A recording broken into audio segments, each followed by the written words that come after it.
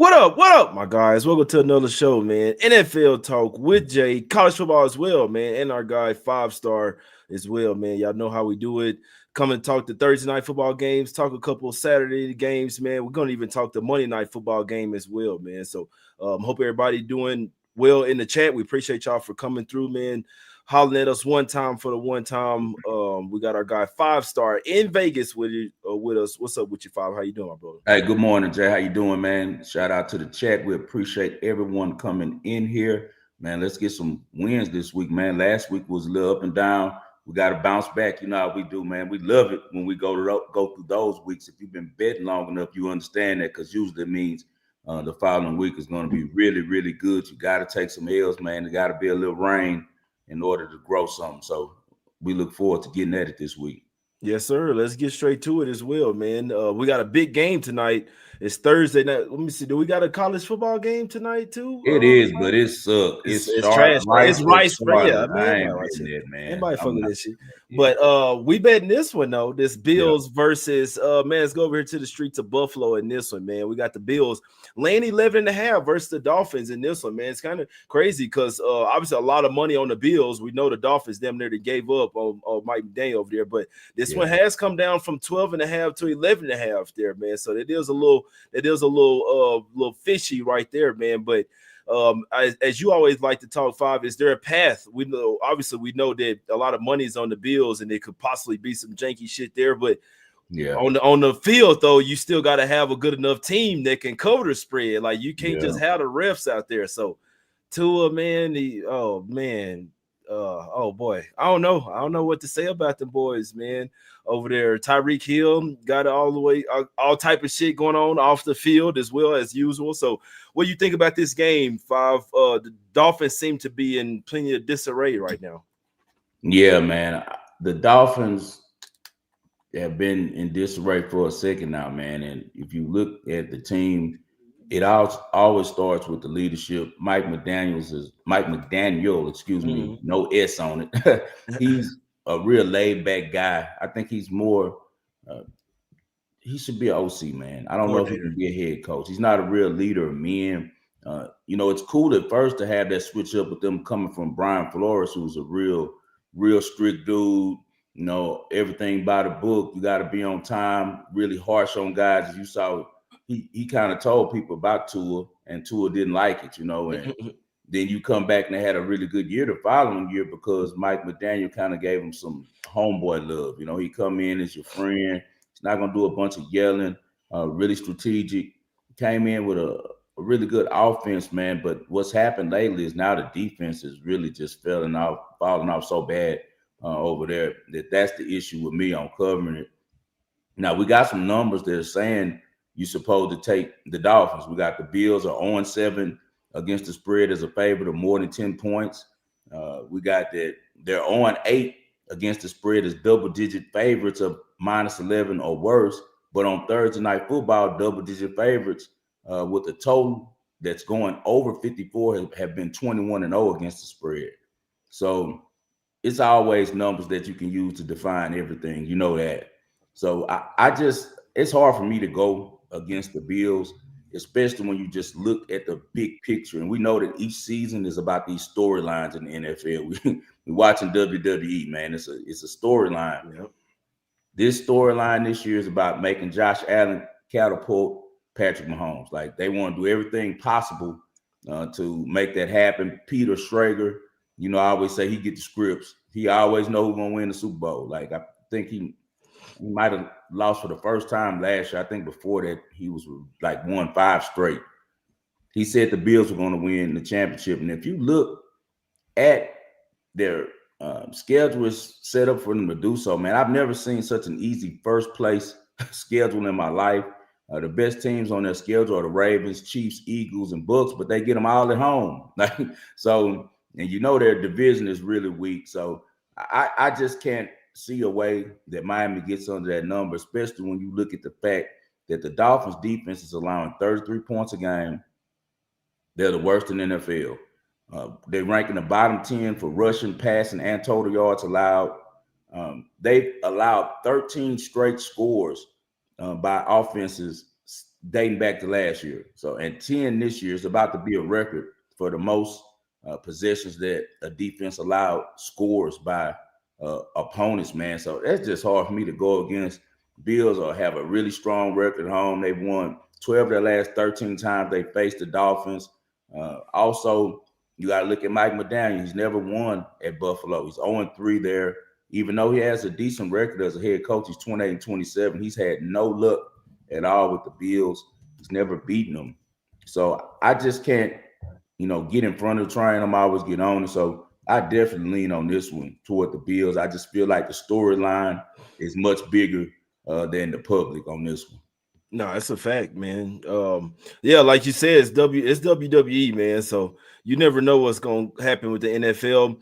A couple of bets that I was thinking about here don't necessarily like a side. I hate the primetime games, man, especially when everybody on one side. I know something that I like to do when there's only one game. I like to take the dog, man. But as one thing, 5 did teach me that you got to have a pathway for that. So we know we could see the Dolphins literally just fucking giving up, man. And I've seen when teams don't like a coach, you know what I'm saying, they'll get blown out so he can get fired. You see what I'm saying? Yeah.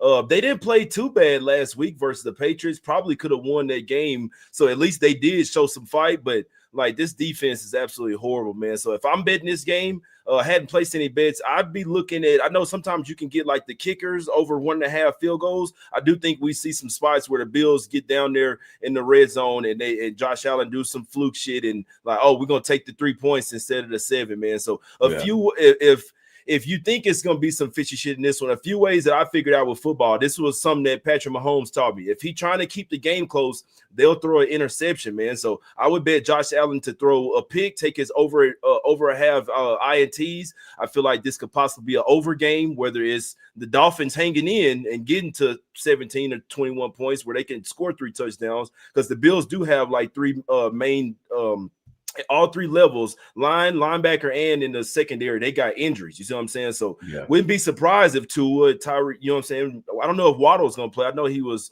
questionable.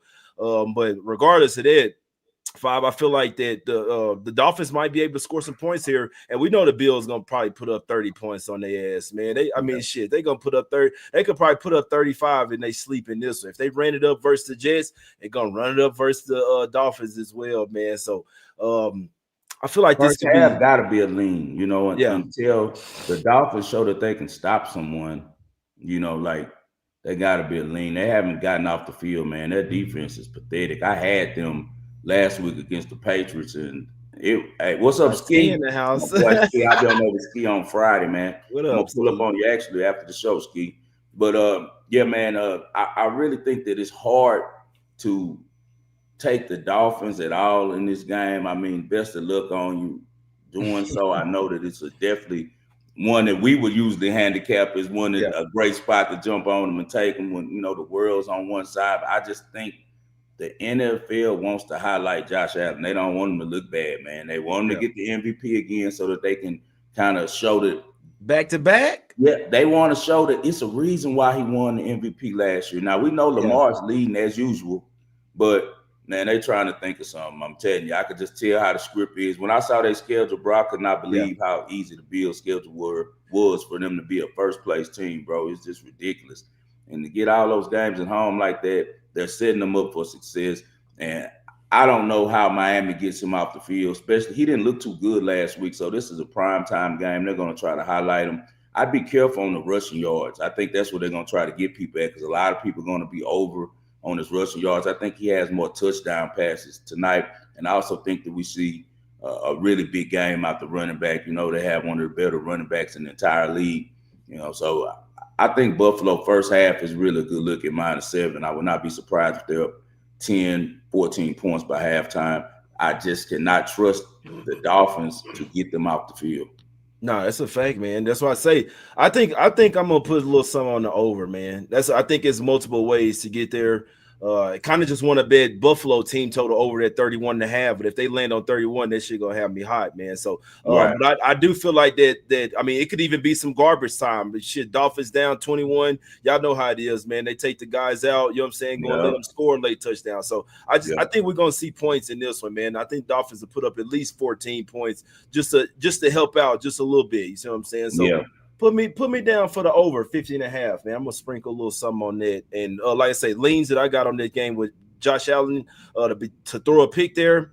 I think their kicker gets at least a couple of field goals. I know I saw his points at 8.5, which they would mean they had to score 3 touchdowns. He hit 3 extra points and then 2 field goals. I think it's a pathway to that as well, man. But I think we've been seeing some boring games in the NFL. I think we're gonna see a nice little high scoring game here tonight, man. So that's just my thoughts. But let's go over here. Let's talk some. You want to switch over to college football? Yeah, let's knock out 3 college football games real quick, Jay. Let's do it. Let's go over here to Dallas, man. We're going Fort Worth versus Dallas in this. The whole DFW Metroplex, man. It's just 30 minutes away from each other. TCU land a touchdown versus SMU in this one, man. Getting 7 total, sitting at 64-5. What you like in this one?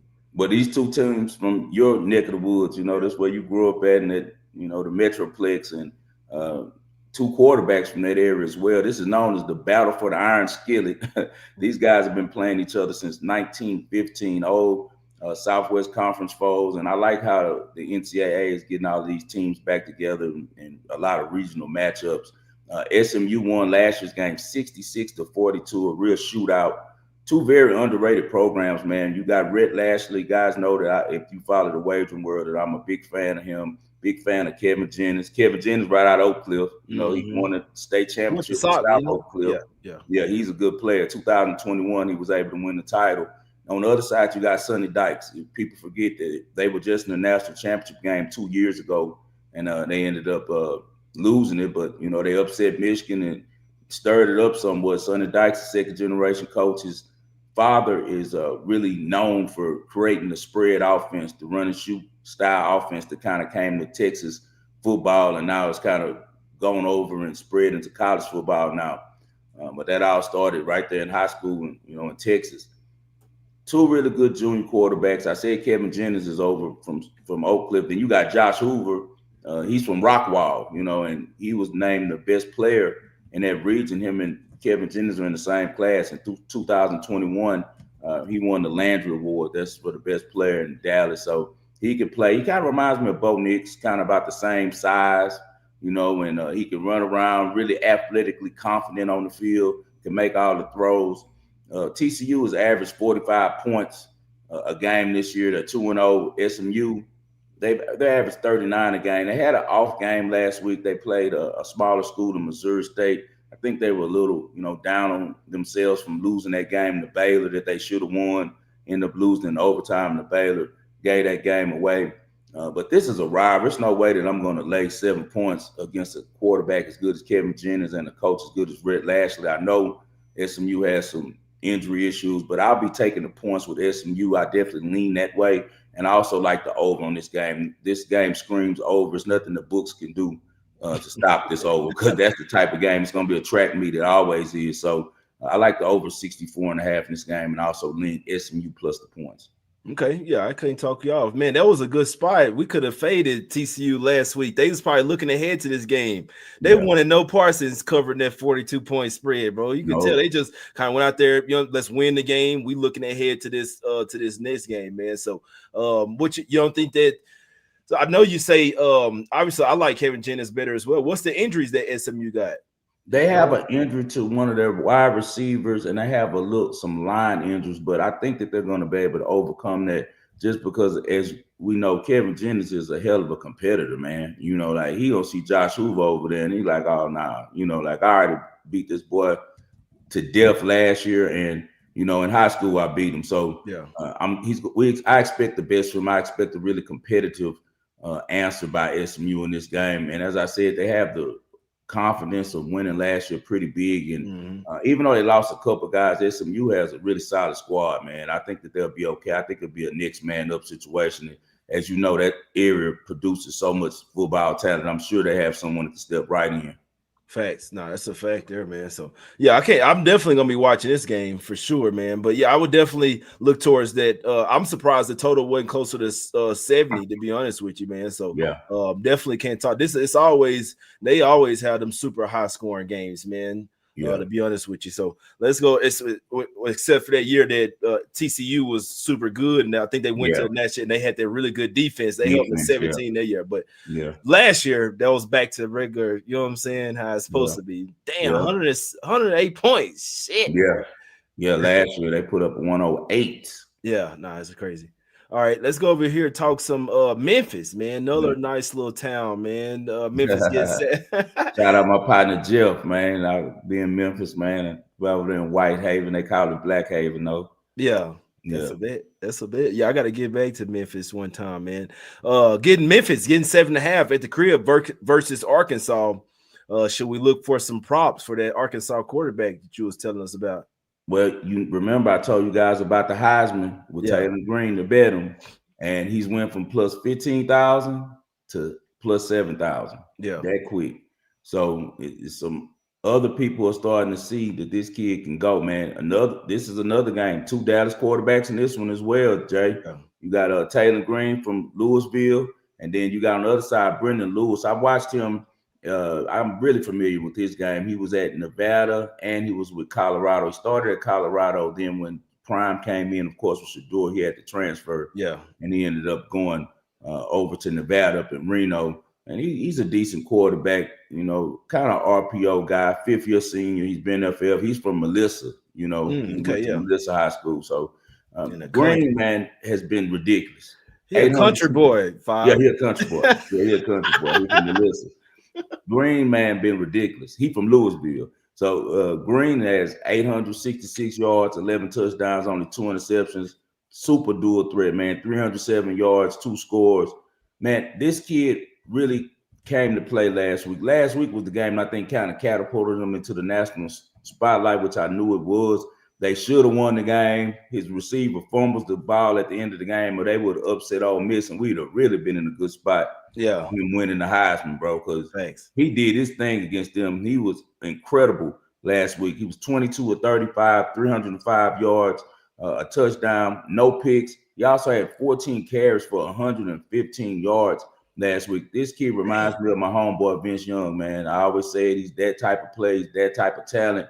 6'6", can throw it and a lot of speed, man. Long stride, and he gets there quick, and he's a really competitive guy, man, and a lot stronger, just like Vince was, than he looks, man. So I really like him. I don't know if Memphis is going to be able to keep up with Arkansas. As long as Arkansas comes in focus, this is another one of those border war games.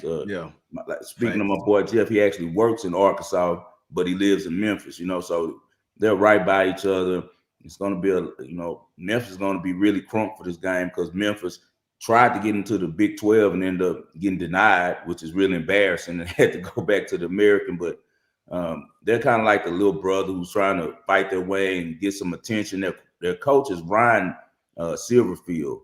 He took over for Norvell when Mike Norvell went to Florida State. He was under him for a while, and he kind of put his foot in his mouth this week, Jay. He was kind of talking on his radio show about some stuff and said how his team is nothing like Georgia, whose receivers always getting speeding tickets every week. And I try to teach my team not to be like that. Yeah. Now, the SEC, they don't like each other, but you already know they take up for each other. Like, if you see an SEC game and they're going against someone else in the bowl game, I don't care what school you're from, they're rooting for SEC, man, because they think that, and I believe them as well, being an SEC fan, it's the best brand of football. I know the Big Ten has made some leaps and bounds with Ohio State and Penn State, but I think overall still the best athletes and the best players are in the Southeastern Conference. So I would not be surprised if Arkansas is kind of represents for Georgia in this game because it makes no sense for him to even be talking about other teams. You're not even playing this team, right? And the problem with Brendan Lewis is I don't think he's going to be able to go blow for blow with Taylor Green. Taylor Green is going to put up points. You look at Arkansas, they've averaged 31 points in the first half in their first 3 contests, and the total of points have went over 49. They've averaged 49 points total each game in the first half. So they're getting to 49 in the first half in all their games. They're getting on people early. So with that, I got to roll with Arkansas. I like them for the first half -4, just because, as I said, they start out really fast. We know the 7 in the hook is usually not good, man. We know if you see that 7 in the hook, they're usually bagging you, especially if it's a team at home. Yeah. They want you to take that touchdown and a half, and then it usually turns out to a 20-point lead.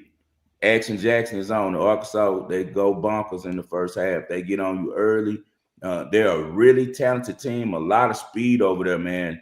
And I just think that it's too much for Memphis. I think they cover the first half. I think they cover the game. I also would lean towards the team total on Arkansas. I think they can get over 35.5. Yeah. Showcase game for Taylor Green. He has a lot of good history here. He came to Memphis. His first time starting as a quarterback with Boise State was in Memphis. And then last year, when he was with Arkansas, they went to the bowl game there, and they ended up where he was the most valuable player. He had 341 yards passing, 2 touchdowns, and ran for 81 yards in the touchdown. So Taylor Green is going to do numbers.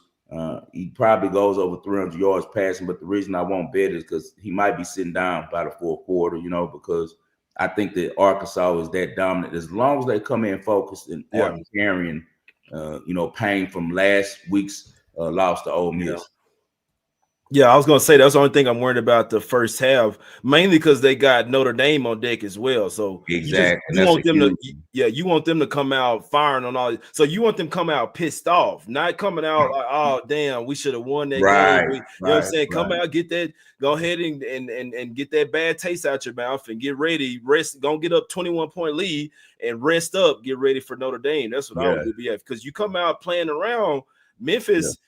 I don't know. I'm not really familiar with their team this year, but I know if you go in there bullshitting, they, you know what I'm saying? They got some players and they're not afraid. That's the thing about Memphis. They always feel like the underdog. They always got a chip on their shoulder, and they're always trying to prove that they're bigger than the conference that they're in. And they're in the American, but in basketball and football, Memphis considers itself a national program. I don't think that it's to the heights of Houston yet, like they want to be. But, they do have a good pass, especially in basketball. Derrick Rose and Penny Hardaway and those guys over there. And Penny still is bringing in a lot of talent over there. But on the football field, they're one of those sneaky teams, man. They're one of the better,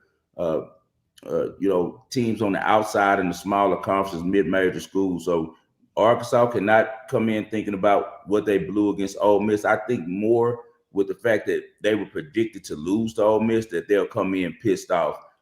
And say, like, man, let's go on and get rid of these boys. We got a big game next week. Let's show the country that, we're that team. They have to keep winning and winning in a nice rate if they're going to get in the playoffs, since they got that one loss early. Yeah, and they're going to need a big win. And Green going to have to go crazy, too, if for them Heisman odds to shorten. So, like you said, going against a defense that's not an SEC defense, this is his chance to really go bonker.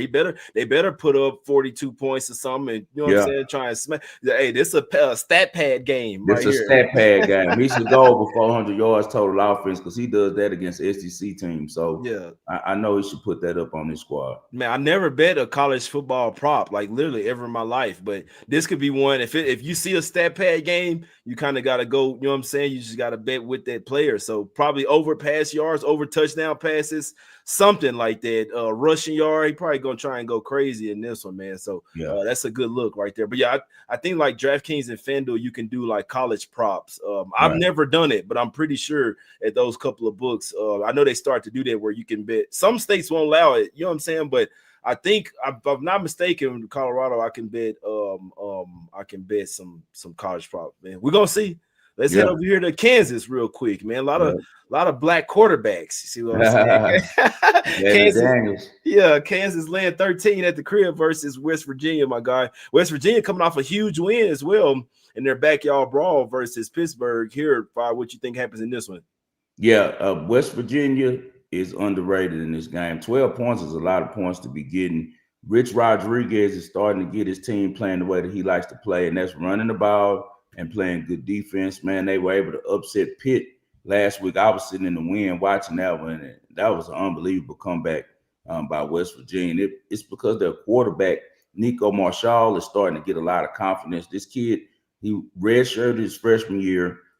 West Virginia had another quarterback playing, and then now that they get the new regime with Rich Rodriguez, a lot of people thought that he was going to transfer and go somewhere else. He ends up sticking it out and saying, I'm going to play here. And he has a lot of talent. He's the son of a former NFL player, Ken Marshall, who played for the Saints.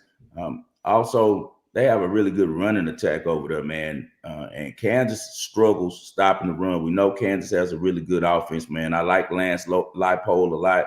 He's a good coach. He's changed things around at Kansas and made them a much more formidable program. When he came there, they were just like, everyone just went to Big 12 teams just went there and did whatever they wanted. Now they're a lot better team, brand new facilities and things out there. So things are looking up with Lawrence for the Kansas football program. They're coming off a bye week. So Leipold will probably put some new things in on the offensive side of the ball. I think they will score points. The over and under on this game is 55.5. Mm-hmm. So I do like that 55.5, but I got to try the 12 points. As you see, it started out at 13.5. No, I think it's at 13.5 right now. Oh, that's even better. Yeah, it's at 13. This the live number right here. Okay, nice. Sure. Okay, so if it's 13.5, because I saw 12. If it's 13.5, I'm for sure going to take that one, just because Kansas had problems stopping the run against Missouri, like 261 yards on them last week, and West Virginia is one of the better running teams in the country. They have a really good running back over there, Ty Edwards. He went off for 141 yards against Pitt's defense last year and scored 3 touchdowns. Last week, and scored 3 touchdowns. So I just think that that's too big of a number. You know how big I am on what's on the front of the jersey, and the Mountaineers have an 11-2 lead on them all time. I know that Leipold has raised up the Kansas program and made them a lot better. But even with that said, even if they win this game, I don't think that they've blown them out. I think that West Virginia can be competitive in this game. He had 12 new starters on defense at West Virginia, so that's something too. Like you got brand new starters everywhere on the team, man. So that is something that worries me a little bit, but I do like the fight in this team, man. So I think that overall for the game, give me the 13.5 for West Virginia. And also that 55.5 is looking a little bit tasty too, because Kansas gives up points and they also score a lot of points. So 55.5 would definitely be a lean for me. No, it's a fact right there, man. It's shop around. There is a 112.5 out there. So I mean, if you might like the other side. So yeah, there's a 12.5. There's 13.5s out there, and then it's a flat 13 as well, man. So I mean, if you're taking the points, why wouldn't you want to get the most points? If you land them, then get that 12.5. Should it land on 13? And you're gonna be happy as hell that you did either one of those. So that's just, we always talk about betting smart, man. Always shop around. If you're in a legal betting state and you don't have to just go bet at one place, always shop around for the best line, man. It's like the stock market. You see what I'm saying? We always trying to get the best. And I said that on last show as well about the juice as well. Like one of them got 13.5. minus 105, other one got minus 110. Like you always want to bet with the better juice as well, my guys. So all that shit. And we got some looks in the chat. Titans CT say he put a little something on 13.5. He say they got a new fat formation, 3,000 pounds up front. My guy FSU fans say he like Bills team total first quarter over 6.5. I can't talk you off. Oh, that's a great look right there. That's hey, you want to find a jewel right there, FSU fan. That's a jewel right there. That's why I fuck with the chat, because they'll come up, bring some up that I ain't even looking at. You see what I'm saying? Jewel right there. So and then Broski Damon says that the Bills kicker averaging 3 field goals a game and 11.5 points. He's been going crazy. He think that's a nice look as well, man. So shit, man. Y'all always, if y'all got some plays, some looks, put them shits in the chat. As I always say, we trying to cash together. All right, sir. Let's go to Sunday here, man. Eagles. They just took my fucking money. Really, Travis Kelce told me, but I don't even want to talk about it. But that's probably the last big bet that I'll ever have on a football game. Took the L, man. It happens, man. I know I'm gonna get it back in basketball, so I ain't really lose too much sleep. But that's why I don't really like watching the game, because I'll never think about Kelce the same again, bro, ever. Yeah. That's also why I don't really like football. Like turning over in the ends. I think every time I see my team turn the ball over in the red zone, it could be red zone period, but when it's in the end zone, that shit just like it does something else to me. Yeah, that was a good wrencher, man. That was a good wrencher. But when it's for your team, you love that shit. But for whatever reason, 75 to 80% of the time that shit happen, it's against me, bro. And but that's why I always tell you about when we taking dogs like that in situations. I took the first half plus a half for the same amount that I bet the game for, so I ended up breaking even. You know, Yeah.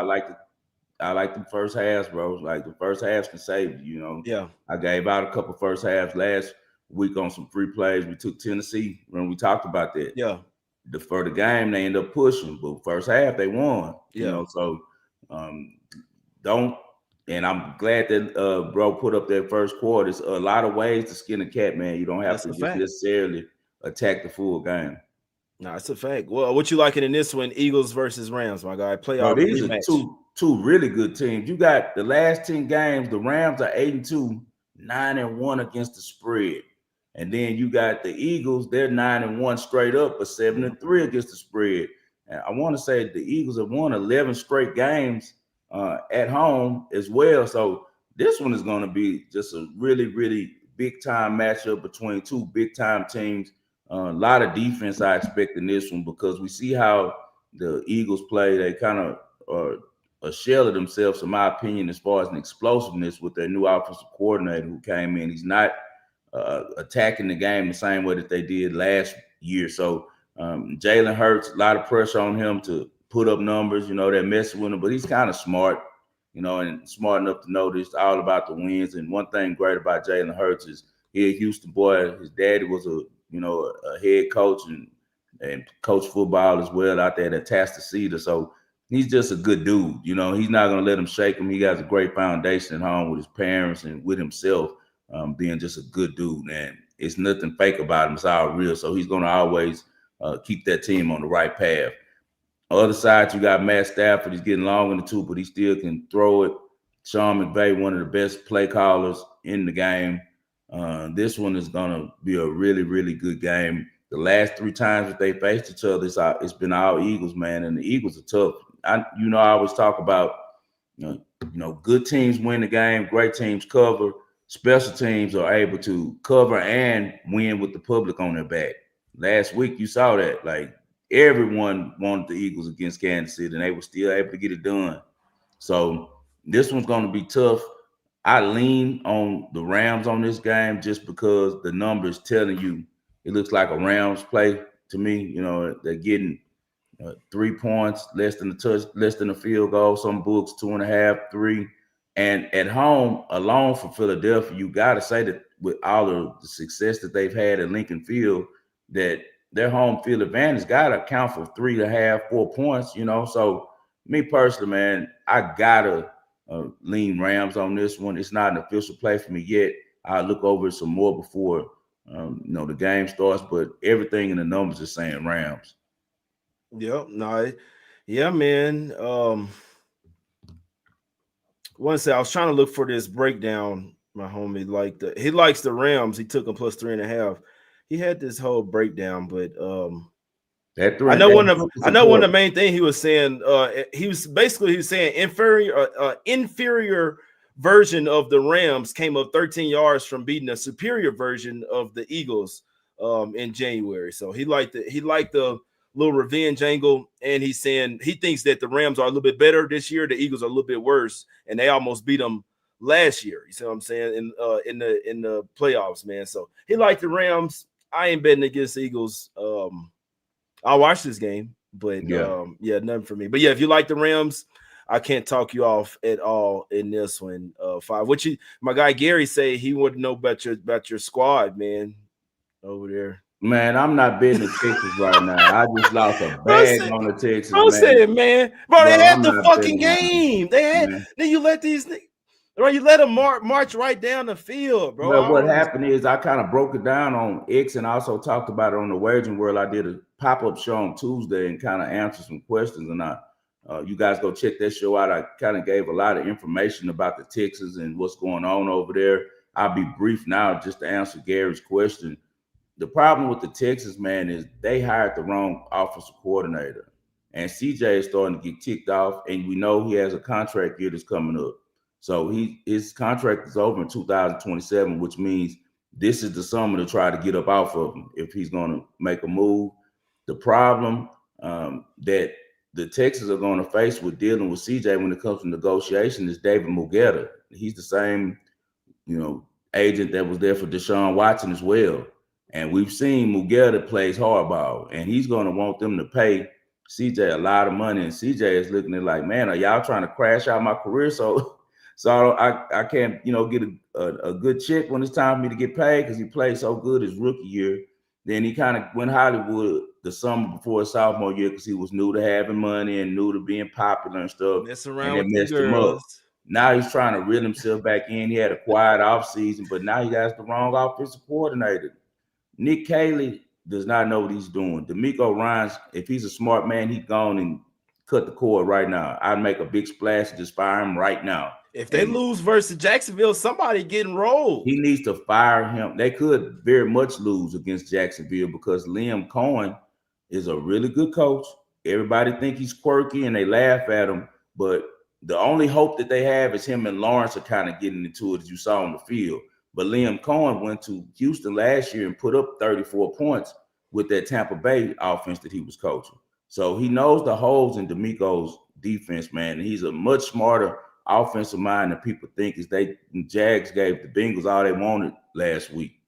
So even when Joe Burrow was in there, they actually was winning the game when Burrow was in there. So don't sleep on the Jags. But as far as the Texans, they got to get rid of Nick Caley.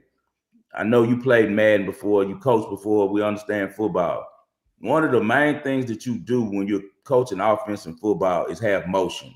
Motion is very important because it makes it a lot easier for your quarterback to be able to read the defense and see if they're trailing the man or if they're staying back, which indicates zone or man. Now, don't get me wrong, there's some exotic teams that do some things where they'll trail them and still drop back into a zone.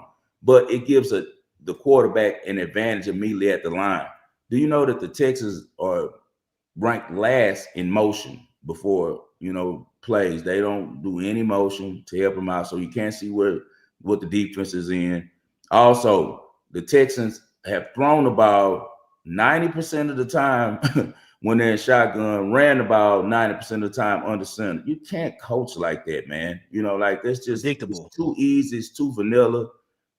I didn't know. I thought he was under Sean McVay, so that he was going to bring the same type of style that Sean McVay and Kevin O'Connell, another guy from the Sean McVay tree, brings, and that's their ability to get their playmakers the ball. It doesn't matter what you do. When the Rams had Cooper Kupp going, you couldn't stop him. I don't care what you did. You could make all types of defense, just not Puka Nacua. He's going to get his because Sean McVay is a master at getting his best receiver uncovered. Same with Kevin O'Connell. He just doesn't have a quarterback right now. That's why Justin Jefferson has all these big games, put up all these stats. He knows how to move him around and get him where he's uncovered, and he can get off the line free and be a part of the passing game. I really thought that Nick Caley was going to take what he learned from those two guys and use that and apply it with Nico Collins. He hasn't. Another thing he's been messing up with, you got two rookie receivers from Iowa State that can play. Both of them can play. They played a lot of snaps. Jalen Noel, and Higgins. These guys aren't getting any passes in the passing game. So it seems to me that Nick Caley has no type of plan. He's kind of over his head. He's over his steez. And more proof of that, Jay, was if you saw the game that really ticked me off that they lost, they were at the goal line. 4 plays. Do you know this man was in the shotgun all 4? And the one run that they did run was a stretch play. Like, what are you doing from the 2-yard line? Yeah. You got CJ Stroud 6'3" with hips like a grandma. Like, come on, man. Put him on the line and let's do a quarterback sneak. You got Nick Chubb who's squatting 600 pounds. Hand him the ball. Get the line moving forward. But when you see a coach calling these type of plays on the goal line at money time, he's not ready for the game. He's not ready because he should have a sheet that my go-to plays. And like I said, the no disguise, no motion, that's a problem, man. So I would not be surprised if the Texans are 0-3 this week. I want them to win, but I won't be surprised. Another thing, Tank Dell and CJ were like this. And that was his boy. He got the Texans to draft to be his wide receiver 1. They came in the league together on fire. They got all types of you look on the internet, they started so much, trends, those two. They best partners, they had the league on fire as rookies. Tank Dell gets hurt, he comes back, his own teammate Xavier Hutchinson runs into his knee and dislocates it in several places. He broke his hip, all type of stuff. So we don't know if Tank Dell is ever going to even play again or be the same guy. And that offense really misses Tank Dell, and CJ misses him because that's the one receiver that he had a really good feel for, and they practiced together and really knew where each other were going to be. Nico Collins, if you think about it, he already was with the Texans. He wasn't making any noise until Tank Dell got hurt. So it's a lot of problems over there with the Texans. D'Amico still has a really formidable defense, but you got to score to win. So, nah, it's a fact, man. We'll see. We'll see if them Jags for real.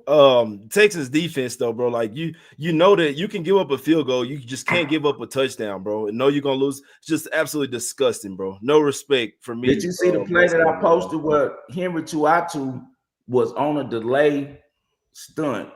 D'Amico played the play perfectly. When it was 4th and 10, the play where Baker scrambled for the first down. He was hurt, but he got up and still talked noise to Chauncey Gardner Johnson. Yeah. On that play, it was set up perfect. If you go watch it, it'll piss you off if you ever played football or coached it, because one of the first things we learn in Pee Wee football is break down and wrap up, especially the linebacker. This guy is Tuatu is probably twice the size of Baker Mayfield. He's going to engulf him if he just breaks down. Yeah. Instead, he's trying to knock him out, go for a big hit, whiffs and one tackle, little, bro. just one little flank by Baker. Tackle him in the game over, man. Shit. If you tackle him, the game is over. Great call by defensive coordinator to get him in position to get off the field. After that, I knew it was over. So let's go to Chicago, man. Yeah, let's go to Chicago. Let's go. Because speaking of motion, that's one thing I really noticed with the Cowboys immediately. Yeah. First game versus the Eagles. Them boys got motion on every single play. Yeah. And that's why their offense was humming too, man. I really think if it wasn't for that lightning delay, rain delay, the Cowboys about to beat them. They really took all their momentum right there, man. But Cowboys about to beat the Eagles, bro. Their offense was humming. But when you kept saying motion, I was like, that was the first thing that popped to me for the Cowboys offense, man. Now they go on the road here, open up as the underdog in this one, man. Now they even pretty much flipped to the favorite in this one. Believe that defensive coordinator for the Cowboys used to be the head coach for the Bears. Like you said, some people just not built to be head coaches, but he is the defensive coordinator, right, for the Cowboys. Eberflus over there. So little revenge game, man. Caleb Williams, Ben Johnson, man. I'll tell you this: I don't like betting against teams that just got absolutely mollywopped. But like Caleb Williams, bro, dude, trash, man. He's trash, man. I don't want to say he trash because he made it to the NFL, but I don't know, bro. Bro out here paying. Yeah, and one football player. You remember and one? I'll never bet on this dude again, bro, ever in my life. That's a fact. Unless they play somebody trash, Jay. Bro, but then last year they'll have Spurs. It'll be these people that we think are bad, then they'll have Spurs. Well, you remember the Bears had like 6 or 7 games last year straight where they was balling on everybody. Like they looked like they was gonna be something. And then I don't know, bro. What do you think about this game? I didn't mean to cut you off here, but I was trying to follow up on what you were saying about what you were seeing with him. You remember, because you're a basketball guy, and one mixtapes. Yeah. Hot Sauce and rest in peace. What's Professor? Older brother name? Escalade. Now his younger brother, excuse me. Rest in peace to him. Them dudes could hoop. The only one that ever made it to the league was Rafe Austin. Yeah. You know, went to the Raptors. Get him under the whistle.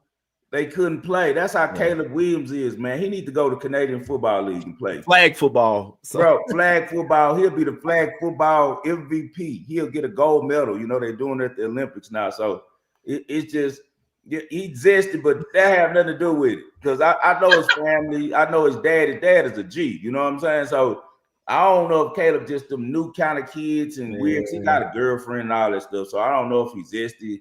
He might have some zesty ways about him. But the problem is he's a know-it-all, bro. You can't tell him nothing. And that's not going to work with Ben Johnson. Yeah, that's a fact. You need to listen. That's not going to work. You're going to see Tyson Bagent maybe this game, because if he starts messing up early, if you notice, the Bears, they've scored on the first drive of every game because it's scripted. But then after it starts getting into the game, he starts calling stuff. Caleb get the drop it back, and they start throwing those defensive coverages, and he look at one person, and then it's showtime. You know, like, I'm about to make this happen.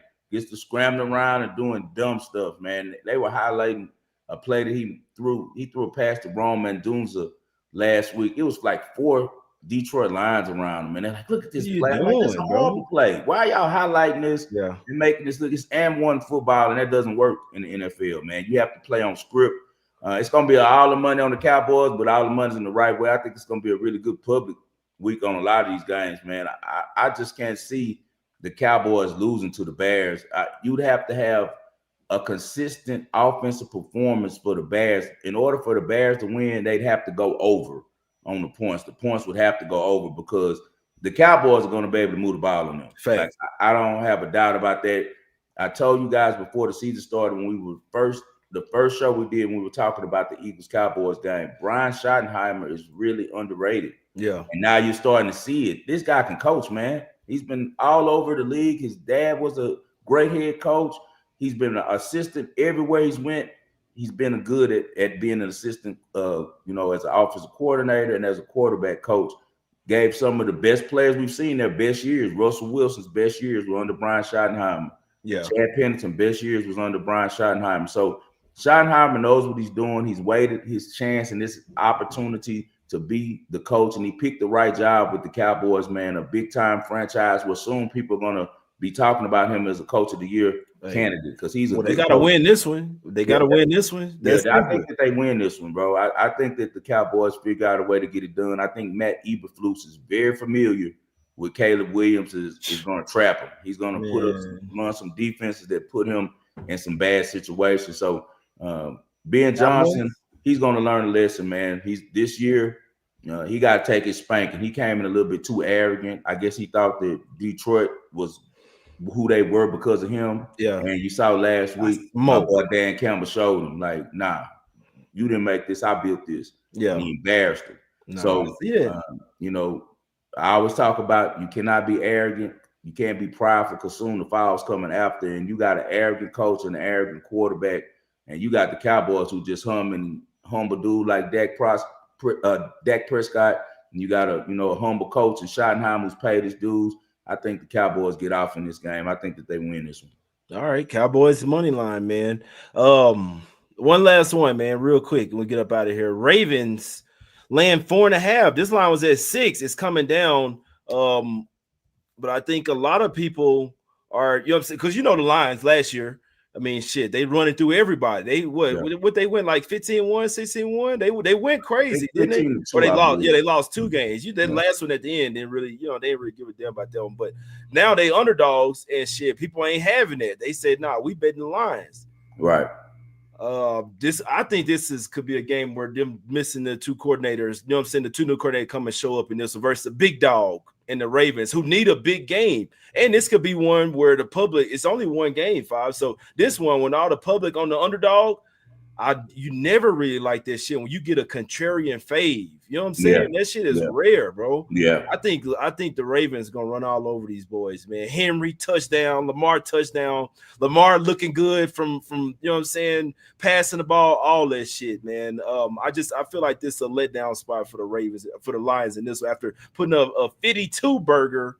I think this is a letdown spot, 5. What do you think, my guy? On this one, man, I honestly. What number are you showing right now? 4.5? Yeah. It was at 6, and then it started coming down 5.5. Now it's coming down to 4.5. Man, I don't know if the Ravens defense is going to be able to shut down the Lions. I think that Jared Goff played bad in Green Bay, and after that, it was kind of like a wake-up call because Jared Goff's good, man. I've been a fan of his since Cal. He's one of them dudes that he's going to be able to, if you give him a second, he's going to make the right play because he's going to stand in the pocket and take that hit and deliver the ball accurately and get it to his guys.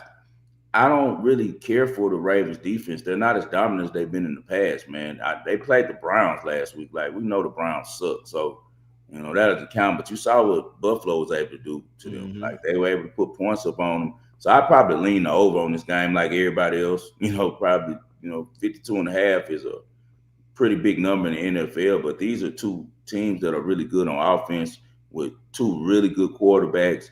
Jared Goff has an 80% completion percentage this year, 6 touchdowns and only 1 interception, man. And people forget about all the playmakers. They got guys for the Lions who can hit you with 1 play and it's touchdown. That's what people don't know. It's like, well, it's Jahmyr Gibbs, the most explosive running back in the NFL. Jameson Williamson on the outside, who's very explosive, can get over the top on defenses. And then, of course, you got Amon St. Rob Brown, who's over-reliable, one of the best receivers in the slot in the NFL the last 5 seasons. So, me, I probably lean a little bit on the other side, man. I think that's too many points to give an offense that good. I'd probably take right now, if I had to pick a side, I'd go with Detroit in the points. I know that Dan Campbell has had a lot of success, and I know that Dan Campbell knows that they can't afford to lose many games when they're already lost head-to-head against Green Bay. So they're going to be focused for this game. Whereas in the Ravens, they pretty much got their division on lock, bro. The Steelers weak, Burrow out, the Browns suck. So they can afford to lose a couple games. The Lions have to be on it every week. And I don't think we see another showing like they had that first week against Green Bay again, because in the last 2 years that we've seen them play, they haven't ever had a showing like that. They are always in games. They usually win them. You see, they got the best record in the NFL over the last 2 seasons. So I like the Lions on this one with the points. Yeah, I do like the Ravens here, man. Only thing I don't like is that they got the Chiefs the next week, but I think this a Monday night football game, man. I think Lamar and Henry go stupid in this one, man. So I like that the line is going the other way. This is one where I actually like that it's going down, because I think a bunch of the public gonna be on the Lions here. I actually really like the Ravens in this particular spot. Well, for what a few times me and Jay on the other side, we never on the other side. We used to see the exact same way. Yeah, no, I like them Ravens here, man. But let's get up out of here, man. We've been on here 51 minutes, my brother. Recap your plays for us one time. Okay, well, we're going with SMU and TCU over 64.5, and I do lean +7 on SMU.